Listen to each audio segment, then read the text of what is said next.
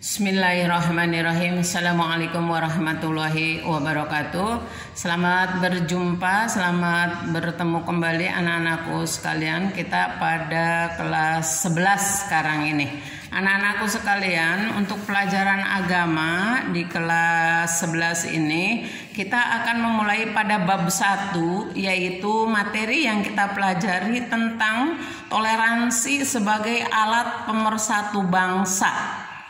Tapi pada bab 11 ini di buku paket, ini bab 11 ya, di halaman 181 di buku kalian tulis bab 1. Judulnya yaitu toleransi sebagai alat pemersatu bangsa.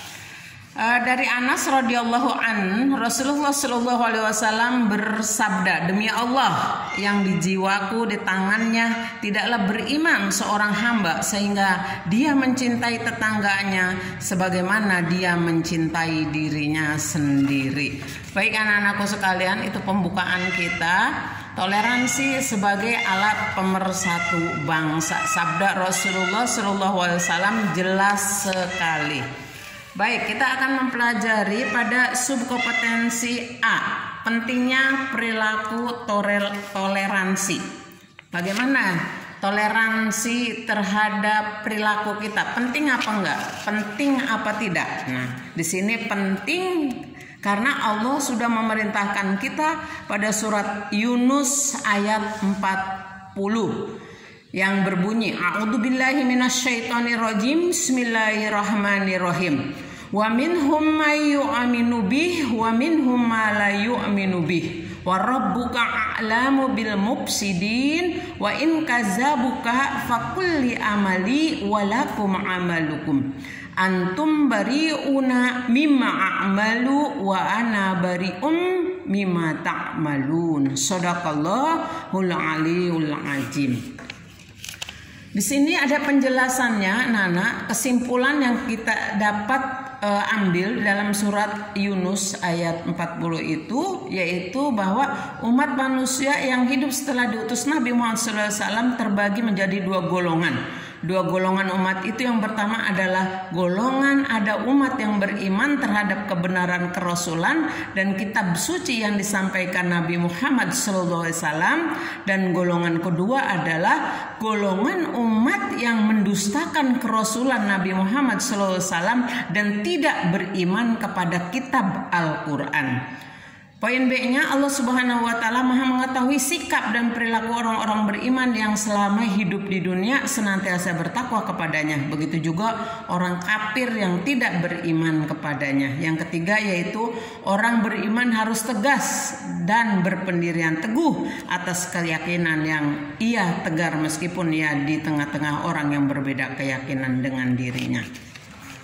Adapun subkompetensi tentang toleransi yang kedua yaitu menghindari diri dari perilaku tindak kekerasan. Apa itu perilaku tindak kekerasan? Kita dilarang anak-anak untuk melakukan tindak kekerasan, tercantum di dalam surat Al-Maidah. Tercantum di dalam surat Al-Maidah ayat 32. Perhatikan ayatnya ya. Perhatikan ayatnya, min ajli zalika katabna ala bani Israil annahu man qatala nafsan bighairi nafsin aw fasaddi fil ardi faka'annama qatalan nasa jami'an wa man ahyaha faka'annama ahyan nas jami'an. Walaqad aja'atkum rasuluna bil bayinat summa inna katsiran minhum ba'da dzalika fil ardi lamusrifun. Shadaqallahul aliyul azim. Kesimpulan yang bisa kita ambil dari secara penjelasan tentang perilaku-perilaku toleransi yang harus kita bina sesuai dengan ajaran Islam ada 3 poin anak-anakku sekalian. Yang pertama, saling menghargai adanya perbedaan keyakinan. Yang kedua, saling menghargai adanya perbedaan pendapat. Yang ketiga yaitu belajar empati, yaitu merasakan apa yang dirasakan oleh orang lain. Artinya, bantulah orang yang membutuhkan kita. Sering terjadi tindak kekerasan disebabkan hilangnya rasa empati. Ketika ingin mengganggu orang lain, harus sadar bahwa mengganggu itu ada menyakitkan. Bagaimana kalau itu terjadi pada diri kita? Masih banyak lagi contoh perilaku toleransi yang harus kita miliki. Baik anak-anakku sekalian, subkompetensi yang pertama tentang toleransi terdapat pada surat Yunus tadi ayat 40 ya. Toleransi yang kedua yaitu di mana ada subkompetensi yang dua yaitu ada tindak kekerasan, di mana ada terdapat di dalam surat Al-Maidah ayat 32. Silahkan untuk evaluasinya, silahkan kalian catat kembali atau rangkum kembali dua surat tersebut dan artinya. Tugas kalian yaitu mencatat kembali surat Yunus ayat 10 tadi dan surat Al-Maidah ayat 32 dan artinya. Untuk evaluasi saya minta kalian cari tajwid. Misalnya ihfa, idklab, idgham bilgunah, idgham mutawassithah, ihfa dan lain sebagainya. Misalnya di situ ada mahrojul istilahnya tajwid ya, ada tajwid kalian buat.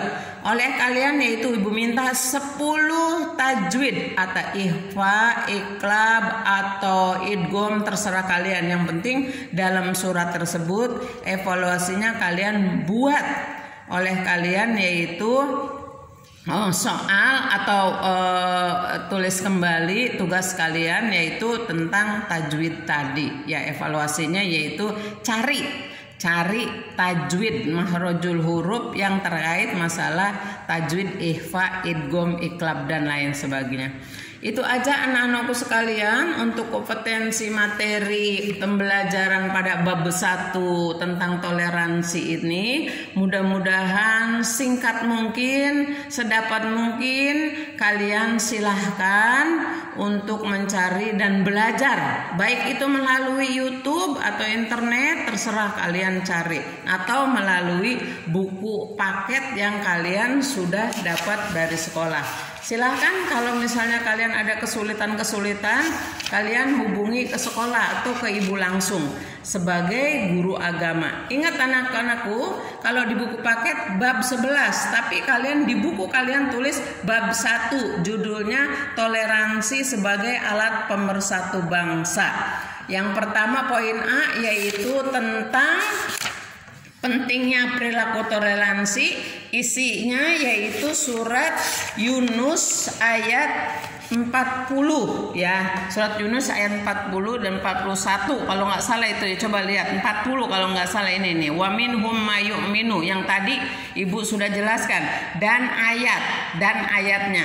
Subkompetensi yang kedua yaitu menghindari diri dari perilaku tindakan kekerasan, yaitu surat Al-Maidah yang tadi sudah Ibu bacakan ayat 32 dan artinya. Untuk tajwid silakan kalian buat hukum tajwid untuk evaluasinya, yaitu penerapan hukum tajwidnya 10. Kalian salin cari di buku kalian tulis kembali. Itu aja tugas kalian. Mudah-mudahan bisa terlaksana dengan baik. Semoga Allah senantiasa akan meridhoi setiap langkah kita dan mudah-mudahan Allah selalu memberi kesehatan kepada jasmani dan rohani kita, keluarga kita, lingkungan kita. Billahi taufiq wa hidayah wa minkum. Assalamualaikum warahmatullahi wabarakatuh.